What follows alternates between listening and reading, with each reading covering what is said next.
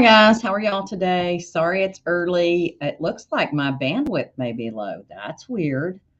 Oh, we are having storms though. So, yes, the Education Connection did take place and it is recorded in there. And it will be under guides as well. So, yesterday's show did go live. Sorry you didn't get a notification. Who knows about Facebook? They're, you know, it's just kind of crazy. Um, Half the time I don't get notified. On my birthday, I got all kinds of Facebook posts 4 days later saying happy birthday. And I'm like, well, they were posted on the correct day, but I personally didn't get to see them until 4 days later. So it was kind of funny. But yes, we did go live yesterday at 11 a.m. Central. So good to see you guys. Thanks for rolling in. As I said, I'm sorry it's early today, and it is going to be a quick one today. I have to get on the road, and I'm trying to beat the storms before they hit here, so that I don't have to drive in it the entire way. I'm headed to my brother's. We have appointments this week. So, um, the one question, actually, I have two questions that came in, and they both involve PE design, so we will address those first. Hey Marilyn, good to see you today. Boy, that's weird. I've got a weird shadow on my. It must be something to do with sharing my screen. Who knows? Let me pop this over here.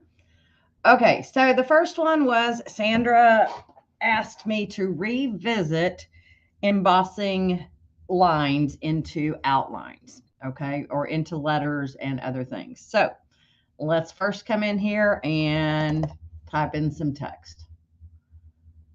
And if you make this text large, you may find that the satin stitches get really big and they won't drop automatically here in P Design like they do in BES4, but the stitches may get too big. So for instance, if I come over and measure that one's 7.6. That's right on that edge of would I make it split or would I not? But I can look in here and see that this right here is way too long of a stitch. That's 12.31 millimeters, which is over 10 millimeters, as is this one right here. So Wanda, I'll let you know my font name here in a few minutes, and I'll actually may be able to give you all the place where I got it. I found me a new source of things that I love. But so there's some in here that really, yeah, they should be split. It would work better if I split my satin. And there really isn't an automatic way to do that. There are a couple of things I could do, but let's talk about the first one that she was asking about, line embossing. So if I come in here and I grab my line drawing tool, doesn't matter what kind of stitch you do, I'm just going to do a running stitch so you all can actually see what it would look like when you actually stitch it. So I'm picking where the long satins are and just left mouse clicking around here. And if I don't like the shape, I can always come back in with my select tool, my select point tool, and I can adjust those to where they're closer to where I want them to be. And, I don't think I want to take it that far down, so we'll just take that off. And that looks pretty good.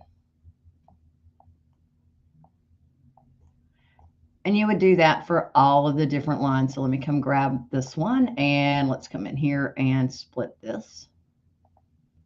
And you don't have to do a straight line. If you want to do a curvy line, you could do a curvy line. You could also stamp inside of these letters. There's all kinds of ways that you can play with this to make it work better. But I'm basically going to do the little line embossing trick here.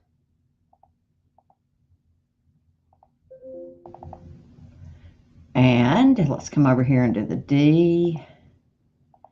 And where you click is where it curves. So if you watch behind you, you'll actually see it clicking and curving. I'm going to go ahead and double click there and come up here and split this one.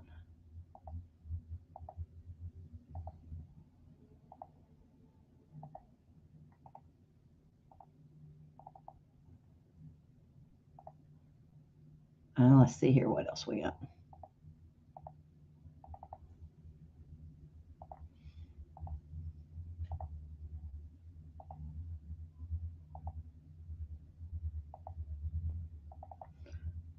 I got to double click. All right, so I want to fix that one. It looks a little weird right there at the end. Let's just delete that guy.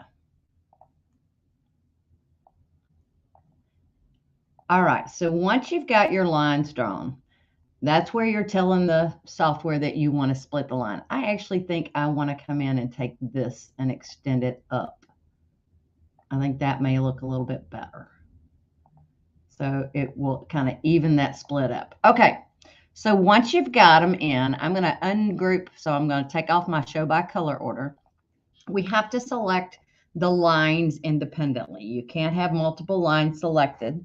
So I'm going to grab the line and I'm going to grab my text and click the select point tool, or excuse me, the select tool, and go up here, stamp emboss and engrave from line. And you'll notice how it split my satin stitch where that line was. All right, so let's come and grab this. It doesn't matter which piece of the text I pick up, all of them are going to be selected.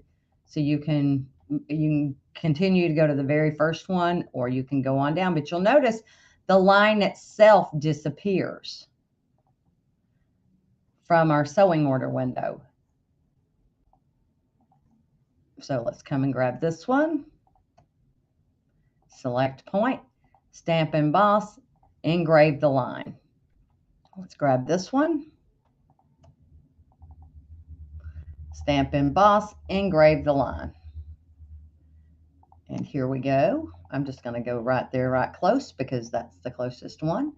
Engrave the line, and then here, and grab again. And it totally changes how that font stitches out. And it just gives it a unique texture. And it's always fun to have texture. So then if you watch it stitch, it's going to do its little thing here and split the line. So you can tell how it's going to do that and what it's going to do for you. And there we go. Okay. So that's one way we could do that.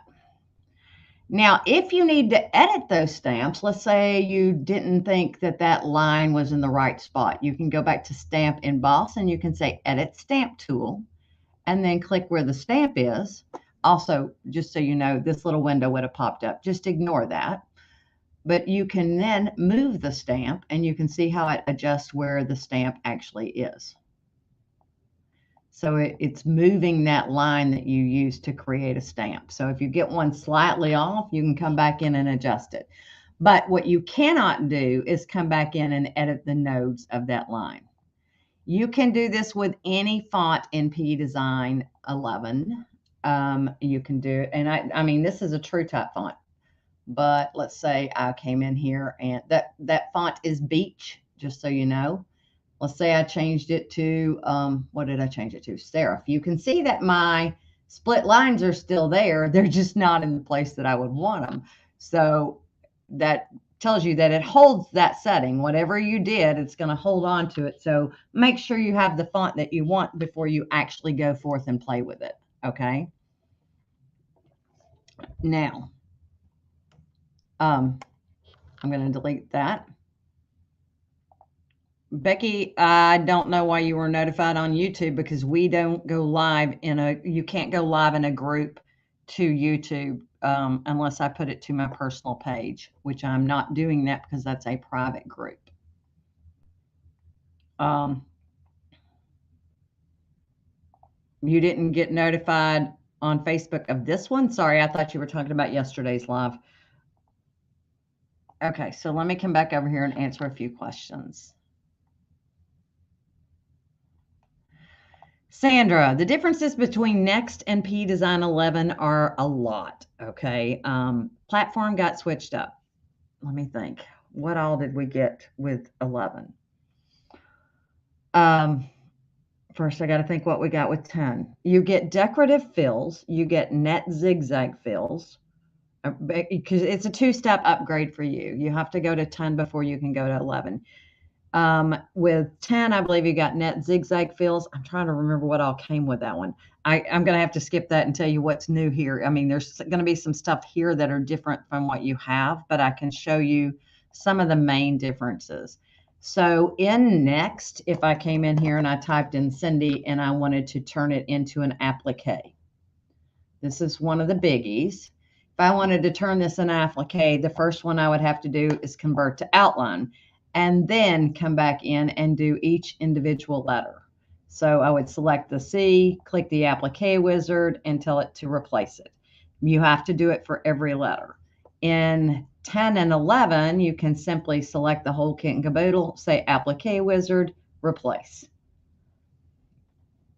So that one was a biggie. It lets you do that. It also lets you do that with any design. So let me come over here to my design library. Applique wizard for one of these designs, used to you would have to go through hoops to be able to get it to do. You can actually get an applique going around the outside edge of it now.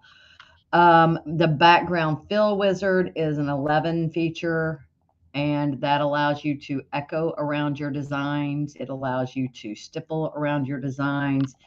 It allows you to do decorative fills around your designs without having to set whole sewing. So all of this is done, and you can create your own decorative fills. So if you wanted to create a decorative fill, there you go.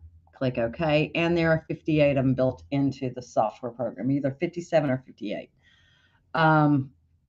Decorative fills is one of the big differences, Bridget, between the two. Stitch Design Factory is also a new feature. So the programmable stitch creator lets you create decorative fills, motifs, and programmable fills. The Stitch Design Factory that I showed last week, if you have a brother sewing machine, that allows you to create sewing stitches in your embroidery software. They can't be used on the embroidery side, they're used on the sewing side, but it allows you to play with that. And I did quite a bit on that last week. They moved some miscellaneous things around, so your range tools are a bit different. I'm trying to think.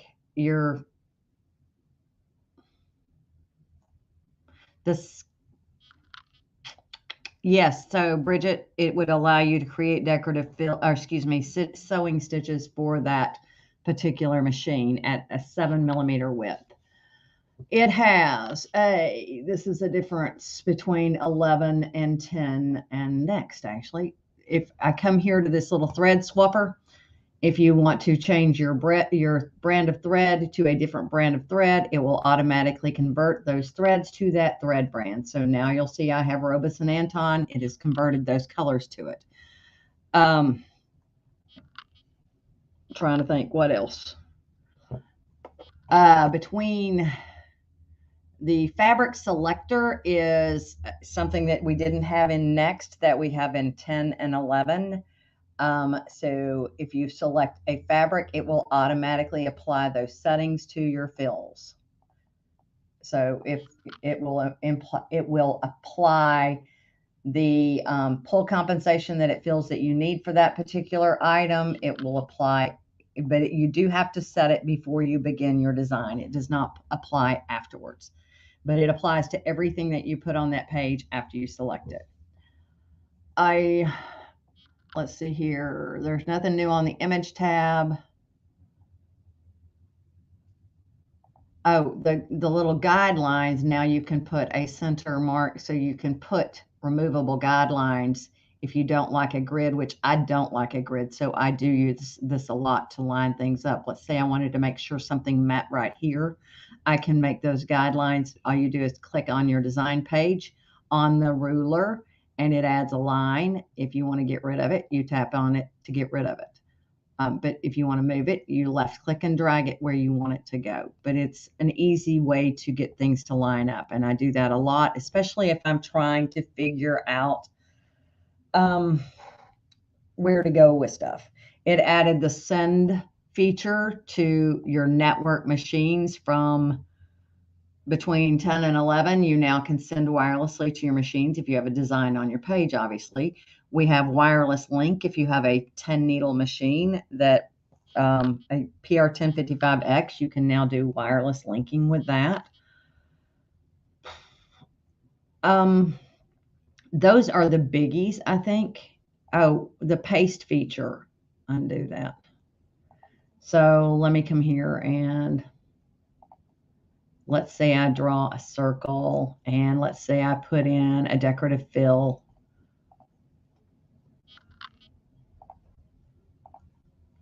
And then I went to something else.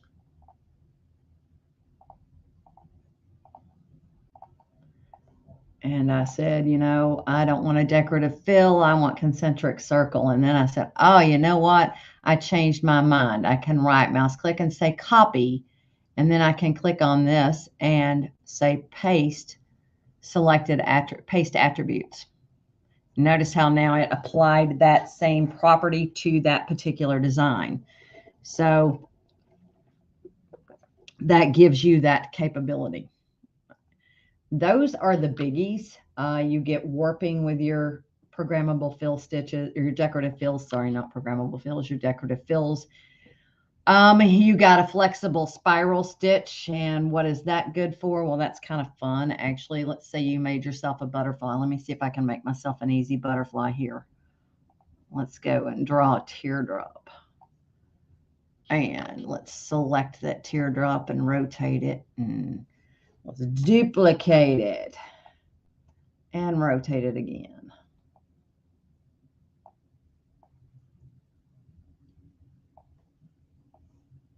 And I'm going to merge those. So let's merge those into one unit. And now let's duplicate that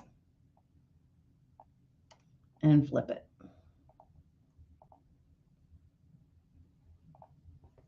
Okay, so here I've got myself a little butterfly and I have a flexible spiral stitch on. What's different about this one is when you select your select point tool, you'll get a little plus sign and you can adjust where you want that spiral to expand from. So if you didn't like where it started to begin with, you can move it around and manipulate it and get a totally different look for the area just by changing that up. So that's one of the new stitches that you got. I believe we got that one in 10, but it could be 11, guys. I've slept since then. It's quite a large, different thing.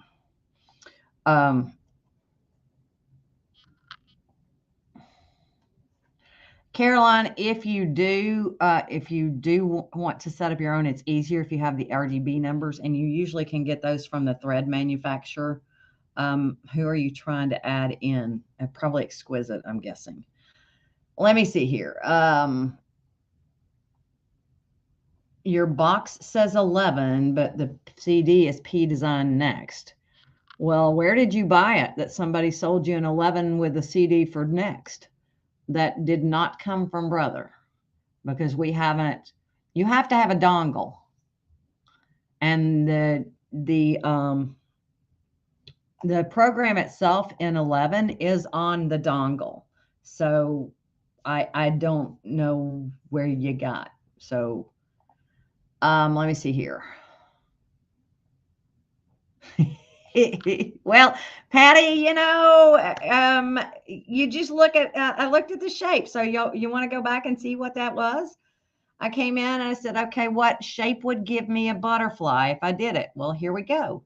That guy right there looks pretty much like a butterfly, except for he needs some other parts to him, right? So I duplicated him. I held my control key down and duplicated him, and I rotated that around. And that kind of looks like one half of a butterfly. So I grabbed both of those and I said modify overlap and merge those two together. And then I took that little point and moved it into the center. But if you don't like it in the center, you can move it up. Obviously, you can play with it wherever you want it to go. And then I selected it and duplicated it. But we could have done a range copy and done a vertical mirror copy and made sure that line was right down the center, and bam, we've got a butterfly there. So You just kind of think about it, and you'll come up with stuff. It just kind of one of those things. That's where the way my brain works. Is there a shape for a mountaintop? Well, probably not, but let's see what we've got.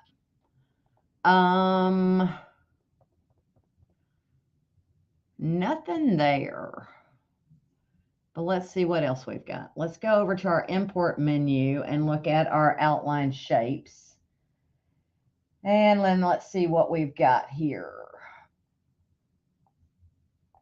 We have, let's go to all. That way we can just scroll through everything and see if we could think of anything that we could turn into a mountaintop. Oh, you know what? A bat. Maybe. If we take him out and don't make him a bat,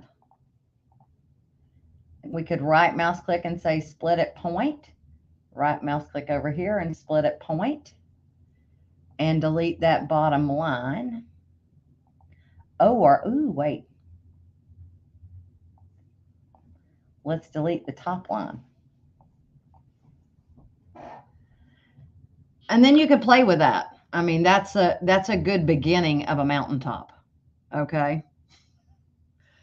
I mean, it all depends on the way you look for things. I mean, you could turn that into a mountain.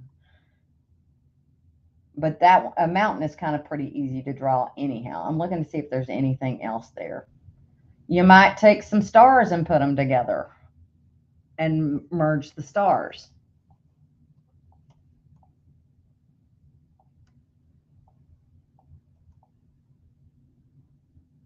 Depending on where you merge them.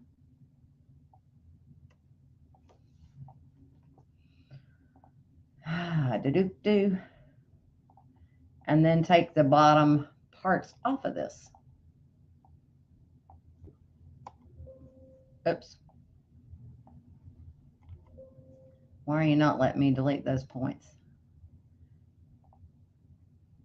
Oh, because I've got whole sewing set in the middle here. So let me delete my holes. Now let's see if it'll let me do them.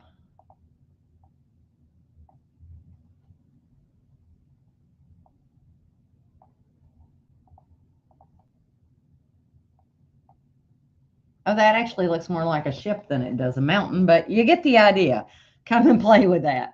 You'll get something out of it. You can just play around. Okay, so let me see here. There was a question from Terry. So let me see what you got, Terry. Split a background fill and add additional stitches to it.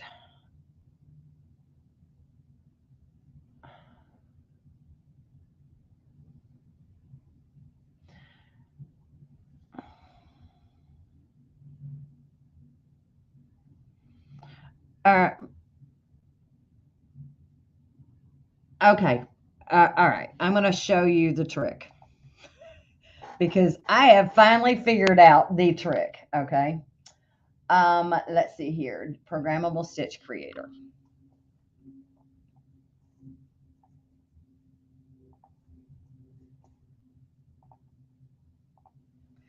And this may be better for me to do on a day when I have more time, but I'm going to kind of give you the lowdown. Let me see if I can open up a template.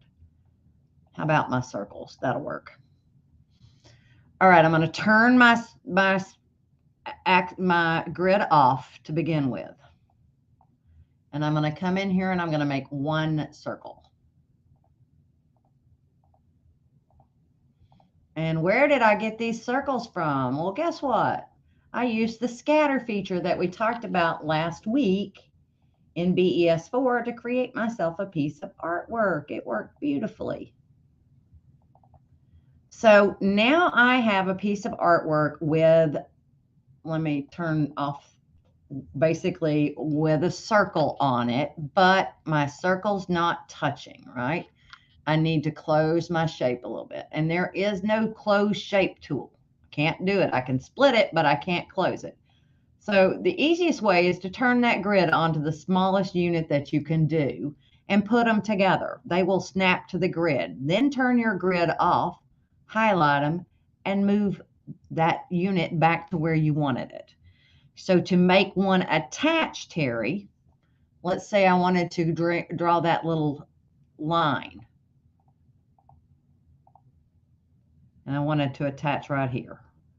Oh, wait a minute. Let's see where I might have it attaching in my little template. All right. Right mouse clicking, by the way, is how I got rid of my lines there.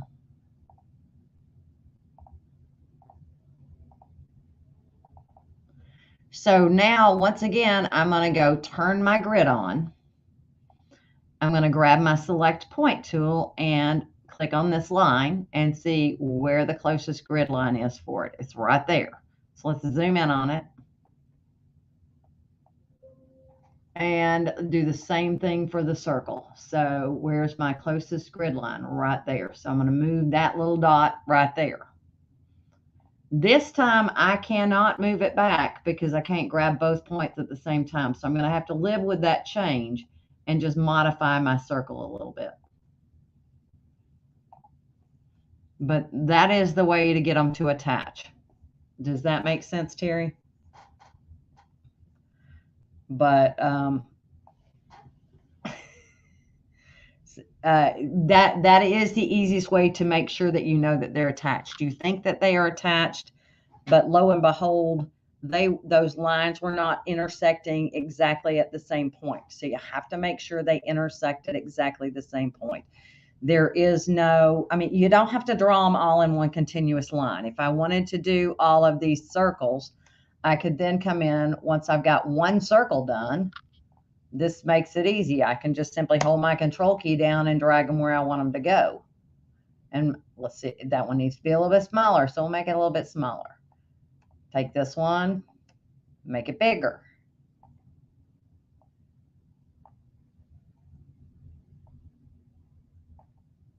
And then move it where you want it to go. I'm going to duplicate this one again. So I'm just going to kind of grab it and go.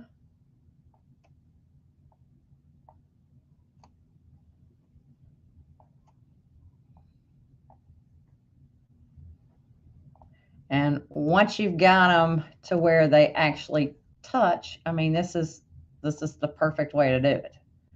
Then you can take and do your lines going around it to make them, you just have to make, everything has to be touching. So, and it has to connect up.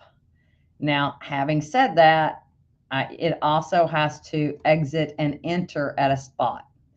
So what I've been playing with and what has been working for me is entering at the upper left and exiting on the bottom right. But those are my tricks for today.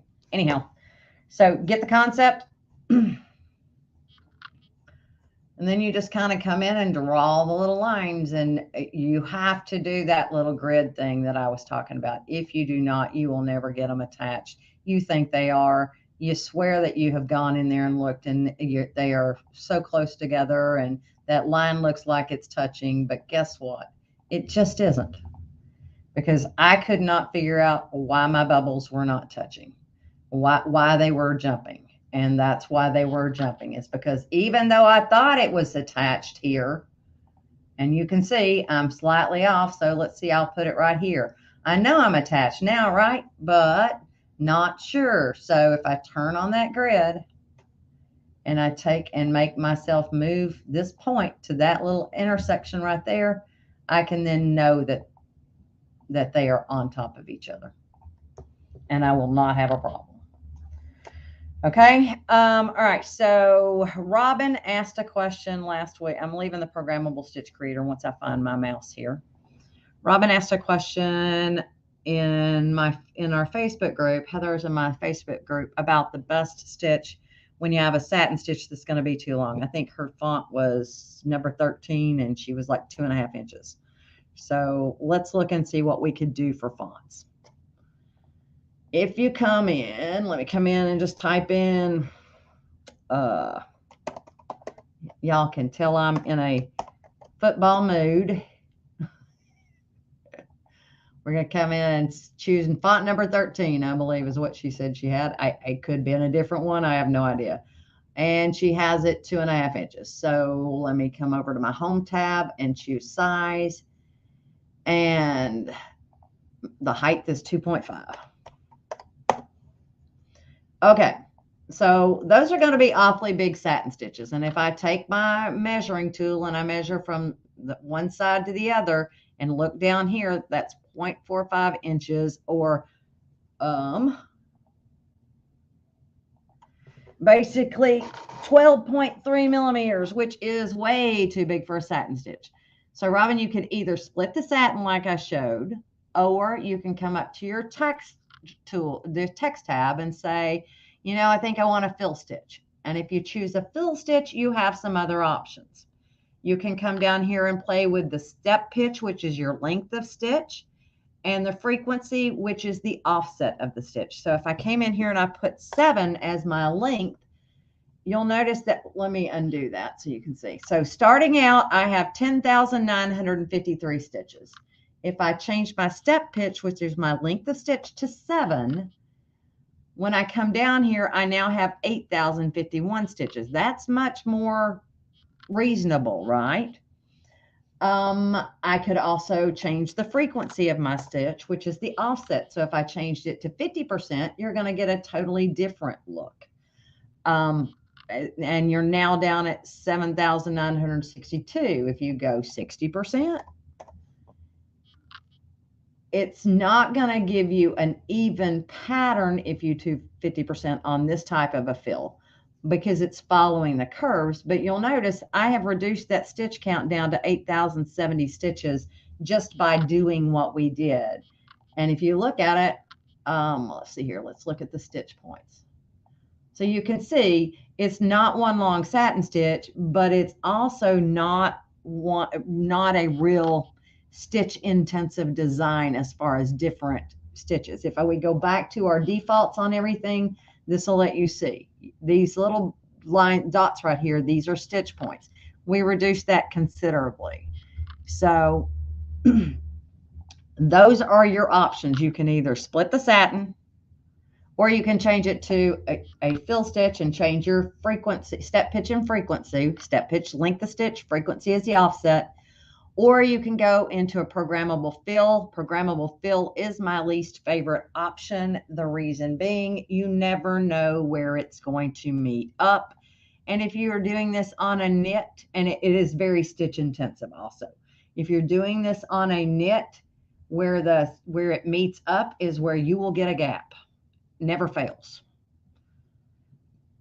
But so if we look at this now, changing it to a programmable fill, we're at 20,000 stitches versus 10 to begin with. So that would not be my suggestion. Okay.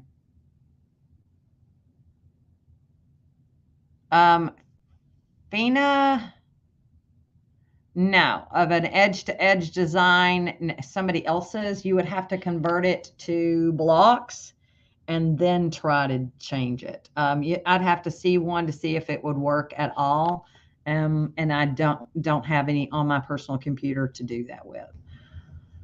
Okay, guys. Are there any other? Oh, there was one more, and I'm not sure exactly. I said you could emboss the stitches the same way, but yeah, I'll show you that as too. Let me undo my delete. Embossing is going to be very similar to a programmable fill, but let's change this off too and make it a satin stitch again. You can come in and you can do stamp emboss and input a stamp. And you can come down through here and stamp down through these stitches. But you do have to be pretty precise in your placement, or do the line embossing that I did before. So you can do that. Once again, that's going to be like a programmable fill stitch though. And where it starts and stops, I still got some long satins in there. Not the best option, but you can do it. I mean, if that's what you want to do. All right, so let me come in. The last one was how to do. All right. Let me change to a zigzag stitch, and we're going to do no fill. We're going to change our outline stitch to a different color so you guys can see what I'm doing. And let's make this 5 millimeters in width. Okay. Now, if I want, the question was, how do I put a running stitch down the center of my satin stitch? I would copy, I would paste. So Control C, Control V, change it to a running, oops, undo. Evidently I didn't do Control C and Control V. There we go. Change that one to a running stitch. And I'll put the color on pink so you can see it. That's how I would do it. Okay.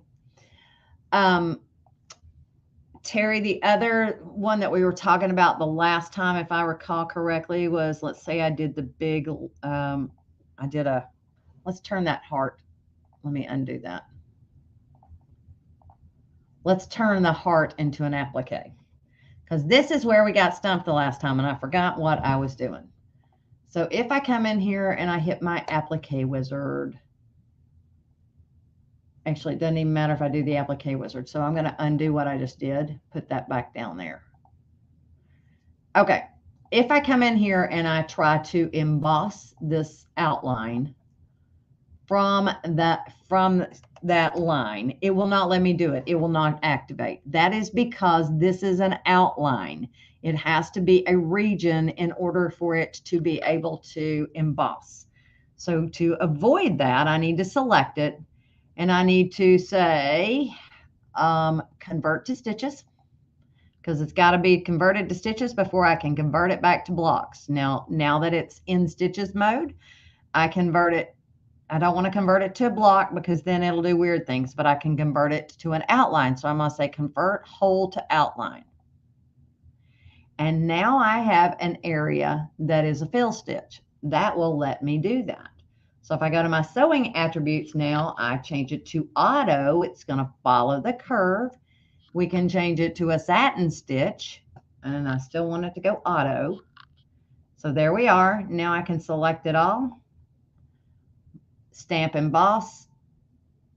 Oh, wait, I don't want to select it all. I got to get I can't do the center outline. I want to click this and select it. Stamp emboss, engrave the line. So now you've engraved that line for the outside. Okay. And I think I've covered everything, all the questions that have come through. So yes, that was a big win. So that was fun. That was a fun game. That was a nail biter. So, you never know. And yes, the alligator might turn into a mountain if you play with it enough. You just have to sit there and think about it. Honestly, if you put a mountain range behind you, you can click and with the straight line drawing tool pretty quickly and easily. All right, guys. If there is nothing else, I'm going to say goodbye so that I can go get my car packed so I can get on the road this afternoon. Is there anything else out there for me?